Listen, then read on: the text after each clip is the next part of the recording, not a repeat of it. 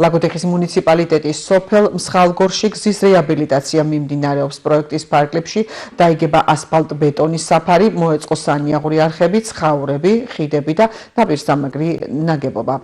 ახალ გზაზე დაიდგმება საგზაო ნიშნები, სავალი ნაწილი კი დაიხაზება. პროექტი რეგიონული განვითარების ფონდისა და ადგილობრივი ბიუჯეტის თანადაფინანსებით ტარდება და ღირებულება 2.500.611 ლარს შეადგენს.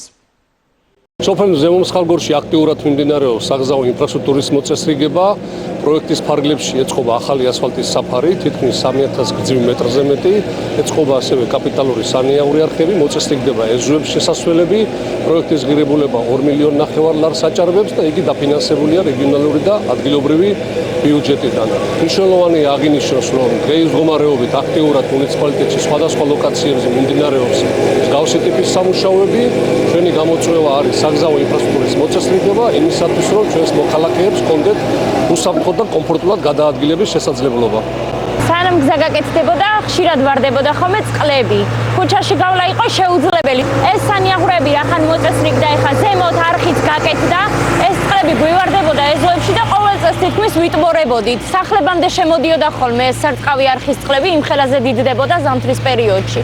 ეხლა რა ვიცი, ყველაფერი კეთდება უმაღლეს დონეზე და უღრმეს მადლობას ვუხდი ამისთვის. მარტო ჩემი სახელით არა, ჩემი მეზობლების